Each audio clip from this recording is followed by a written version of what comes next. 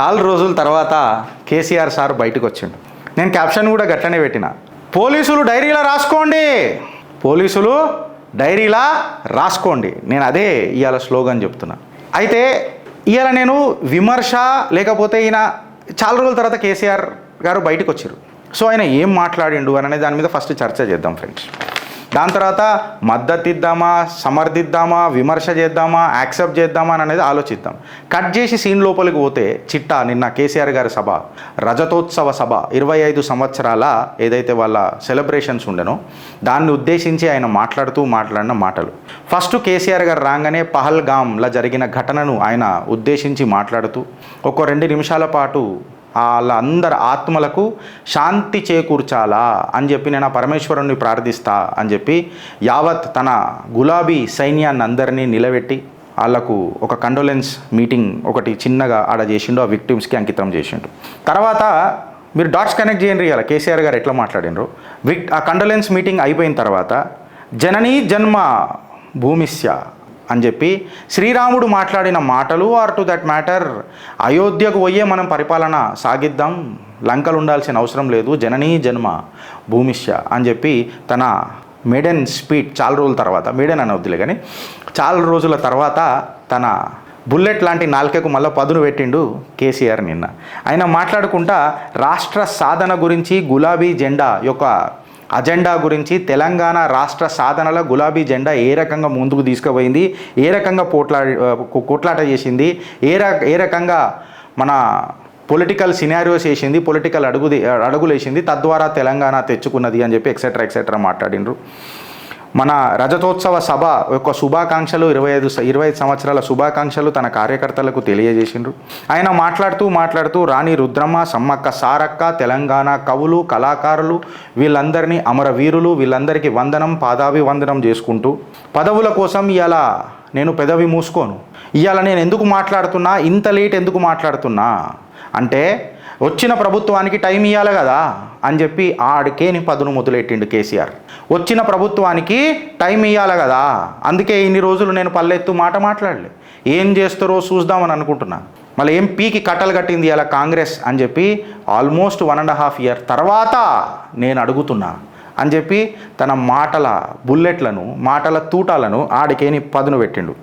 ఇలా తెలంగాణను కాంగ్రెస్ ఆగం చేసిందని మాట్లాడిండు. ఆనాడు ఈనాడు ఏనాడు తెలంగాణ విలన్ నంబర్ 1 ఎవరు అనంటే కాంగ్రెస్ హీన చరిత్ర పరిచయం చేసిండు. నెహ్రూ తీసుకున్న డెసిషన్స్ తెలంగాణకు ఏ రకంగా ఇబ్బంది పెట్టినాయి, ఇందిరాగాంధీ గారు అమరవీరులను ఎట్లా అవమానించరు, పిట్టలు కాల్చినట్టు కాల్చిండ్రు, ఎక్సెట్రా అని చెప్పిండ్రు. దాని తర్వాత ఆయన తెలంగాణ యొక్క ఉద్యమ పోరాటంలో ఆ ఘటనలు తలుచుకుంటూ మాట్లాడినాడు. నాకు ఒక చిన్న విమర్శ ఉంది కేసీఆర్ సార్, ఈ ఉద్యమం అని మాట్లాడినప్పుడు మీరు నేను అని మాట్లాడినరు. ఈ నేను అననేదే ఇవాళ చాలామందికి ఒక క్వశ్చన్ మార్క్ చేస్తుంది. ఎందుకనంటే అహం ఎప్పుడు అహంకారానికి దారితీస్తుంది. ఈ నేను అనే శబ్దం ఒకటి ఇక్కడ లేకపోయినట్టే మంచుగుండు అని చెప్పి నా విమర్శ. దాని తర్వాత పర్ క్యాపిటా ఇన్కమ్ గురించి మాట్లాడినరు. Water, irrigation, Devadula project, Kaleshwaram, మన భూముల గురించి మాట్లాడిండు. బంగారు భూములు ఏ రకంగా తెలంగాణలో అయినాయో చూసిండ్రు.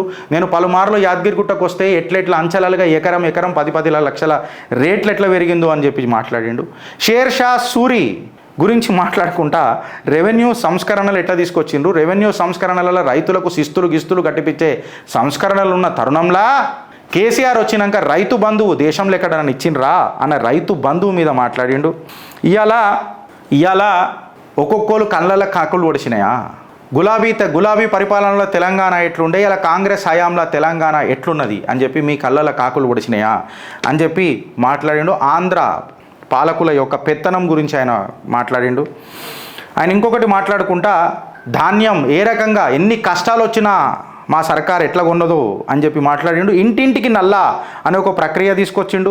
తెలంగాణలో తీసుకొచ్చిన పథకాలు, చెరువులు, చేపలు, గొర్రెల పెంపకం, pink revolution, Bru revolution and moreover ఎప్పటికీ కూడా తెలంగాణలో ఒక కర్ఫ్యూ లేకుండా నడిపినామని అన్నారు. కర్ఫ్యూ లేకుండా ఏం నడపలేదే, మన భైన్సాల మాత్రం ఒక కర్ఫ్యూ జరిగింది, ఒక చిన్న కరెక్షన్. ఇలా తెలంగాణ ఏ రకంగా మేము ముంగడికి తీసుకుపోయినామని చెప్పడానికి మాకు వచ్చిన సెంట్రల్ గవర్నమెంట్ అవార్డ్సే ప్రత్యక్ష సాక్ష్యం అని చెప్పిండ్రు. కాంగ్రెస్ వచ్చిండ్రు ఏం పీక్ కట్టలు కట్టిండ్రు అని చెప్పిర్రు. ఆడ నుంచి ఇక పదును పెట్టి బుల్లెట్లు ఫైర్ చేసుడు షురు చేసిర్రు.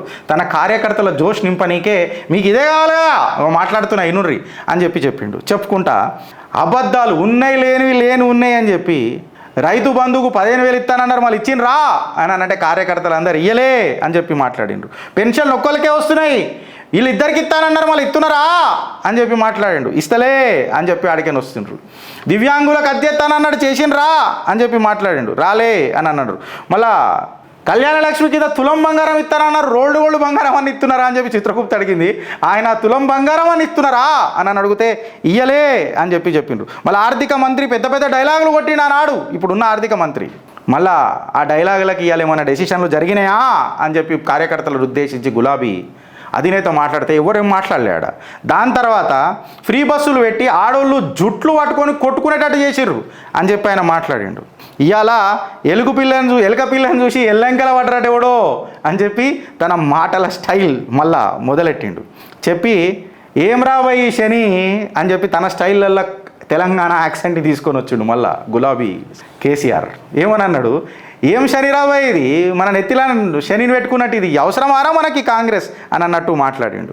మంచినీళ్ళు చక్కగిస్తలేరు కదరా భయ్, వీళ్ళు వడ్ల దోపిడీ చేస్తున్నారు కదరా భయ్ అని చెప్పి కాంగ్రెస్ అసమర్థత పాలనను హైడ్రా సాక్షిగా ఎండగట్టిండు. దాని తర్వాత 1 year తర్వాత నేను నోరు తెరుస్తున్నా, ప్రభుత్వానికి టైం ఇచ్చిన తర్వాత నేను మాట్లాడుతున్నా అనేది ఒక పొలిటికల్ డెకోరం మెయింటైన్ చేయడానికి ప్రయత్నం చేసిండు మన కేసీఆర్. పొలిటికల్ డెకోరం అని ఎందుకు అంటున్నానంటే, తన ప్రత్యర్థి అయిన వైఎస్ రాజశేఖర రెడ్డి గారు తీసుకొచ్చిన ఆరోగ్యశ్రీ పథకాన్ని నేనేం దాన్ని పక్కకు జరపలే, దాని పేరు మార్చలే, మంచిగా ఉన్న పథకాన్ని నేను దాన్ని అట్లనే కంటిన్యూ చేసిన అనని ఒక సెంటిమెంట్ రాజకీయాలకు కూడా దర్వాజా ఓపెన్ చేసిండు ఇలా కేసీఆర్. దాని తర్వాత కేసీఆర్ మీటింగ్ని ఎవరైనా ఆపగలుగుతారా, ఆపే దమ్ము ఉందా ఆయన స్టైల్లా మళ్ళా అంటే చాలా రోజుల తర్వాత కేసీఆర్ మాట్లాడిండు కదా, నేను అందుకని ఆయన స్టైల్లో చెప్పనీకనే ప్రయత్నం చేస్తున్నా. కేసీఆర్ మీటింగ్ని ఆపే దమ్ము ధైర్యం ఎవరికైనా ఉన్నదా, ఈడ మీటింగ్ పెట్టుకుంటా అంటే ప్రైవేట్ స్కూల్ బస్సులు వాడుతుంటే ఆ యాజమాన్యాలకు ఈ కాంగ్రెస్ సర్కార్ ధమ్కీలు ఇస్తారు, మేము చూస్తలేమా, మాకు ఇవన్నీ తెలియదా అని చెప్పి చెప్తూ ఆయన ఒక మాటను అన్నాడు. ఏమని అన్నాడంటే, సోషల్ మీడియా పోరలకు జరుగుతున్న దాడులు ఇగో ఇక్కడ యావత్ తెలంగాణలో ఉన్న యూట్యూబర్లు, సోషల్ మీడియా ప్లాట్ఫామ్ వాడే పోరలు, డిజిటల్ మీడియా ఎవరైతే బాగా ఇన్ఫ్లుయెన్సర్లు ఉంటారో వీళ్ళందరూ మనసు గుంజనీకే ప్రయత్నం చేసిండు, ఇంక్లూడింగ్ నాది. ఈ అంశం పైన ఐఎమ్ వెరీ పర్టికులర్. ఇగో ఈ అంశం పైన ఏం మాట్లాడిండంటే, సోషల్ మీడియా పోరాలు కాంగ్రెస్ని ఎండగడుతుంటే మీరు వాళ్ళ మీద దాడులు చేస్తారు, మీరు వాళ్ళ మీద దొంగ కేసులు పెడతారు, పోలీసు వాళ్ళు డైరీలో రాసుకోండి, వచ్చే ప్రభుత్వం మళ్ళా మీరు ఏమి చేసినా బీఆర్ఎస్ ప్రభుత్వమే వస్తుంది, సోషల్ మీడియాని టచ్ చేస్తే అని చెప్పి సోషల్ మీడియా పోరలకు ఒక ఇండైరెక్ట్గా హామీ ఇచ్చిండు. ఆయన బీఆర్ఎస్ సోషల్ మీడియా అని అన్నాడు. కాకపోతే కేసీఆర్ మాటల పదునైన స్టైల్ ఏ రకంగా ఉంటుందో మాకు తెలుసు. కహిపే నిగాహే కహిపే నిషానా అని మాట్లాడతాడు.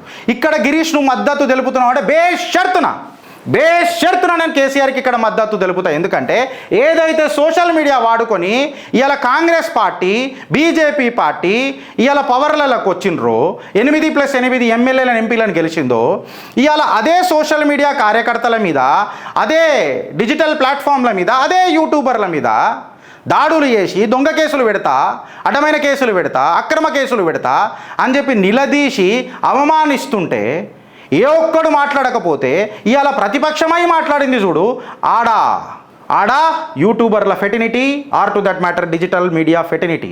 ఇవాళ ఆయన మాటకు సమర్థిస్తుందా అని అంటే ఖచ్చితంగా సమర్థిస్తాం.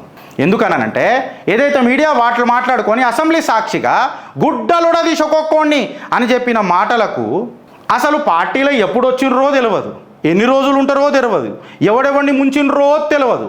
వీళ్ళు పార్టీల భారతీయ జనతా పార్టీలో కూర్చొని ముఖ్యమంత్రి మాటలకు సమర్థించుకుంటా మేము మద్దతు తెలుపుతున్నాం ముఖ్యమంత్రి మాటలకు, యూట్యూబర్ల మీద గిట్లనే అని చెప్పి మాట్లాడినరు చూడు.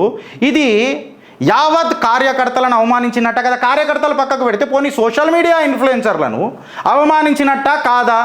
మీ అవసరాలకు మీ జయకారాలు కొడితే మాత్రము సోషల్ మీడియా కార్యకర్తలను పెంచి పొగిడి మీకు లైకులు షేర్లు కమెంట్లు పెట్టి మీకు సబ్జెక్టు లేకపోయినా మీ మాటలను అట్లా ఇట్లా చేసి మిమ్మల్ని హీరోలు చేస్తే, యూట్యూబర్లు జీరో అయినా మిమ్మల్ని హీరోలు చేస్తే వాళ్ళు మంచోళ్ళు.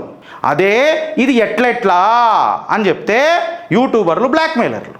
ఒకప్పుడు ఇదే కేసీఆర్ తనయుడు కేటీఆర్ గారు కూడా ఏమనన్నారు, సోషల్ మీడియా అని చెప్పి క్వశ్చన్ చేసి ఇవాళ గులాబీ అధినేత నోట్ల నుంచే సోషల్ మీడియా కార్యకర్తలను నిన్ను టచ్ చేస్తావా, నువ్వు చూసుకో, నేను చూసుకుంటా, నేను కడుపులో పెట్టి చూసుకుంటా అననే మాట దాకా వచ్చిండు అని అంటే సోషల్ మీడియా డిజిటల్ ఇన్ఫ్లుయెన్సర్లు and to that matter YouTube fraternity ఎంత బలంగా ఉంది, ఎంత నిజాయితీగా ఉంది, ఎంత వాళ్ళ నిర్ణయ ప్రక్రియ ఎంత నిబద్ధతగా ఉంది అని అనేది అలా యావత్ తెలంగాణ ఆలోచించాలన్నా వద్దా. I will support social media volunteers of Telangana అని అన్నట్టు కేసీఆర్ మాట్లాడిండా లేదా? అధికార పక్షమేమో గుడ్డలుడ తీసి కొడతా అంటది, అంధకార పక్షమేమో దానికి వత్తాసు వలుకుతుంది. ఇవాళ ప్రతిపక్షము తన తప్పు తెలుసుకొని ఇలా మాట్లాడుతున్నది. I'm not supporting KCR in this regard, but is supporting the fraternity who is fighting for the cause in Telangana. ఇది అర్థం చేసుకోవాలి ఫ్రెండ్స్, ఇది ఇవాళ మీరు అర్థం చేసుకోవాలి. ఇక ఆయన బీజేపీ మీద కూడా విమర్శ చేసిండ్రు, ఛత్తీస్గఢ్ నక్సల్స్ ఎక్సెట్రా డెమోక్రసీ ఈ పేర్ల మీద మాట్లాడిండు. మొత్తం మీరు ఓవరాల్గా ఈయనది తీసుకొని చూస్తే కేసీఆర్ గారిది ఎక్కడ కూడా రేవంత్ రెడ్డి పేరు తీయలే, ఎక్కడ కూడా కీలకమైన నాయకుల పేర్లు తీయలే. కేవలం తెలంగాణకు బీఆర్ఎస్ చేసిన గొప్పతనం, or to that matter BRS ఏం చేసింది, తెలంగాణ సెంటిమెంట్, తెలంగాణ పోరాటం, మళ్ళీ ఆ సెంటిమెంట్ కనెక్షన్ అండ్ నార్మల్ ఒక చిన్న విమర్శ, కాంగ్రెస్ని టార్గెట్ చేస్తూ బీజేపీని పక్కన పెట్టేస్తూ ఆల్టర్నేట్గా ఇయ్యాల ఎలక్షన్స్ అయితే మళ్ళీ బీఆర్ఎస్ఏ, మేము ప్రజలలో ఉన్నాం, ప్రజల సేవలు ఉన్నాం అని చేసి ఒక కంప్లీట్ ఔరా ఇచ్చి నేను ఇన్ని రోజులు ఎందుకు మాట్లాడలేదో ఇప్పుడు ఎందుకు మాట్లాడుతున్నాను అననే పదునైన తన రాజకీయ చాణక్యాన్ని ఇక్కడ మొదలెట్టిండు చూడు. ఇది అధికార పక్షానికి అర్థమవుతుందా? అంధకార పక్షానికి నాకు ఎక్స్పెక్టేషన్ పెద్దగా లేదు. ఎందుకనంటే ఎంతసేపు శంషవేటి గీకితే షటాక్ లేకపోయాయి కదా అంధకార పక్షానికి. ఇక కొంతమంది మీటింగ్లో పెట్టి ఏదో మాట్లాడతారు, చెప్పినా వాళ్ళు ఎడికైనా వచ్చిర్రో తెలియదు, ఎప్పుడు వచ్చిర్రో తెలియదు, ఎంతమందిని ముంచిర్రో తెలియదు, ఎందుకు వచ్చిర్రో కూడా తెలియదు, ఎన్ని రోజులు ఉంటారో తెలియదు. వాళ్ళు మళ్ళీ రేవంత్ రెడ్డి మాటలను వత్తాసు పలుకుతారు యూట్యూబర్ల మీద. గిసుంటి గిట్లాంటి తత్వాలు ఉన్నప్పుడు కార్యకర్తలు ఏడ నమ్ముతారు? ఇగో ఇది క్వశ్చన్. ఇక్కడ ఈ బ్రాకెట్ల ఆయన అవకాశవాది, రాజకీయ అవకాశవాది. నేను చాణక్యుడనా? అవకాశవాది కేసీఆర్. సో తన పదునైన స్టైల్ని ఏ రకంగా తీసుకొస్తాడు, ఎట్లా కొడతాడు, ఉల్టా పచ్చకడు కొట్టి పోతాడు వీళ్ళిద్దరికి, అధికార పక్షానికి అంధకార పక్షానికి. మళ్ళా నీ నాసుంటోళ్ళు నెత్తి ట్రిక్ గోక్కుంటూ నిలబడాలి. బట్ ఆయన మాట మళ్ళొకసారి గుర్తు చేస్తున్నా, మీకేం పని, మీ పని మీరు చేసుకోరా, సోషల్ మీడియాలో వెంబడబడుతురా, రాసి పెట్టుకోరు, పోలీసు వాళ్ళు అందరికీ చెప్తున్నా, డైరీలలో రాసి పెట్టుకోరు అని అన్నాడు. ఇంకొకటి, తన స్టేచర్ ఎక్కడ కూడా కింద పడనీయలే.